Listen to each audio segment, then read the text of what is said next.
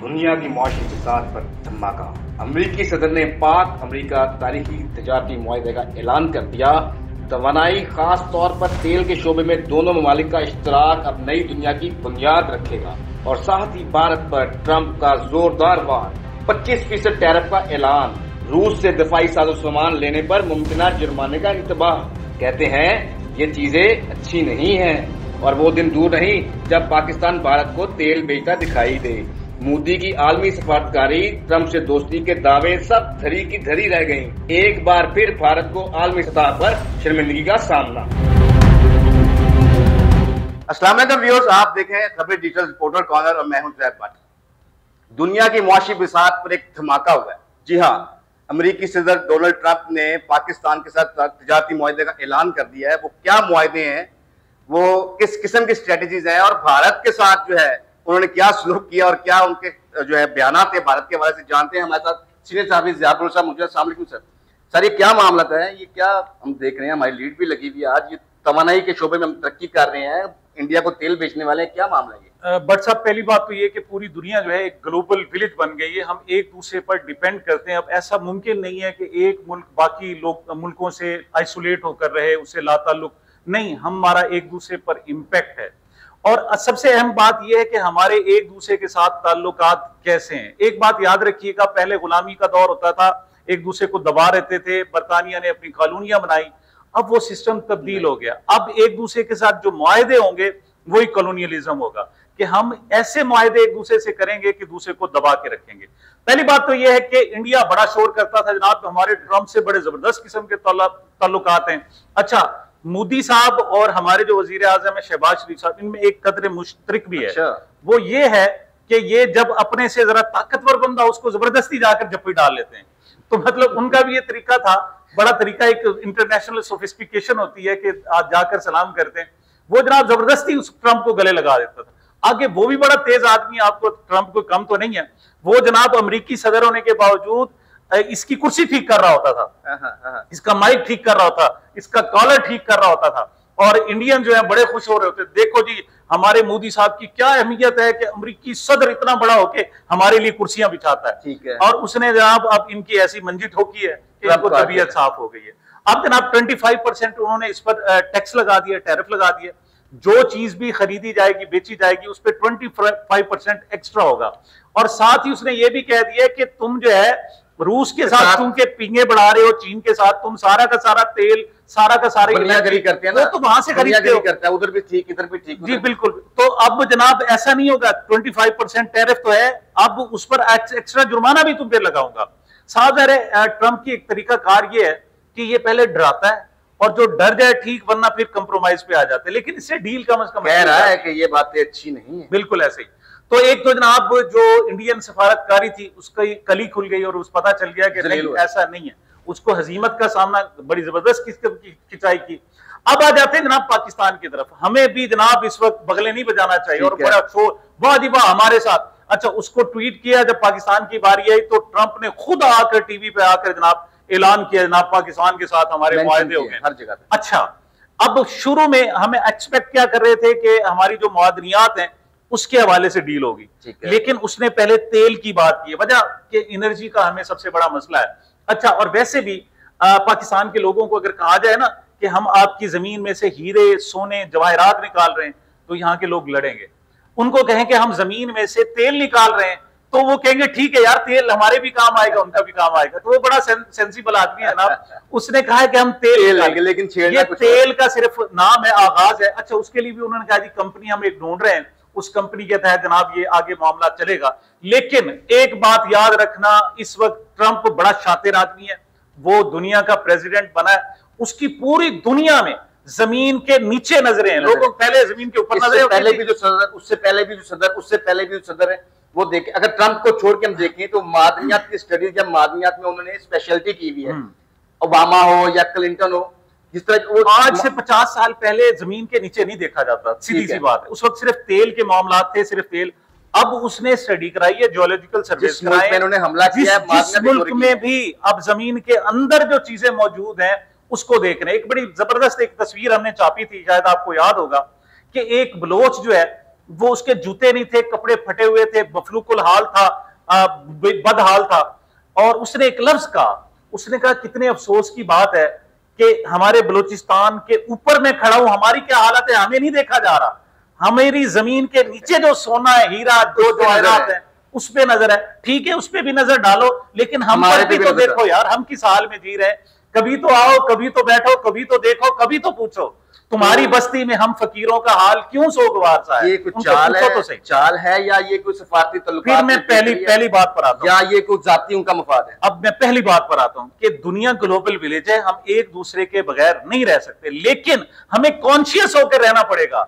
हमें देखना पड़ेगा कि ये डील वाकई डील है या हमारे जो सलाहियत है, हमारे पास जो वसाइल है, वो छीन कर ले जा रहे हैं। इंतहाई कॉन्शियस होके, यानी हम डील किए बगैर भी नहीं रह सकते, और ऐसा भी नहीं हो कि हमें लूट कर कोई चला जाए।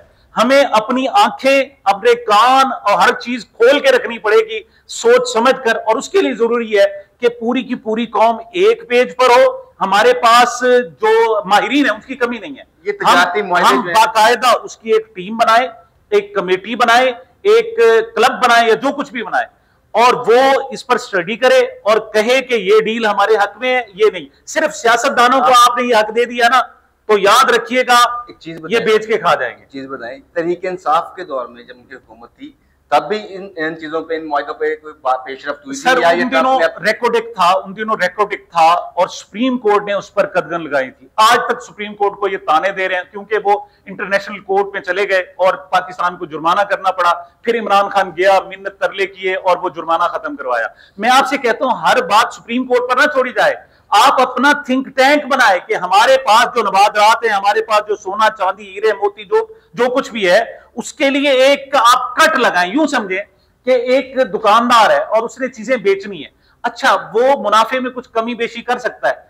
ऐसा नहीं कर सकता कि 500 की चीज है ना, 600 रुपए उसमें उसने फरोख्त करनी है, वो आपको हो सकता है 10 रुपए 20 रुपए कम कर दे। ऐसा नहीं हो सकता 400 में बेच दे।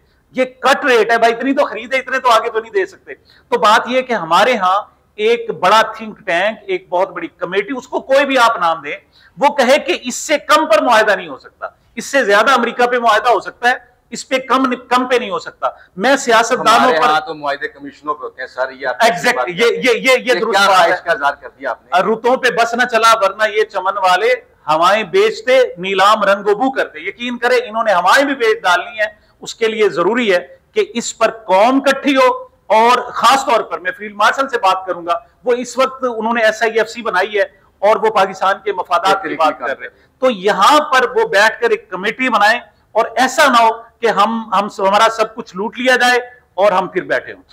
अच्छा, तहरीक इंसाफ के मंजरनामे में एक अजीब या एक सनसनीखेज सा मोड़ आ रहा है कि बानी PTI इमरान खान साहब के जो साहबजादे हैं, वो सुना है 1 माह के अंदर वो पाकिस्तान के अंदर वो तशरीफ ले आएंगे, उर्दू भी सीख रहे हैं।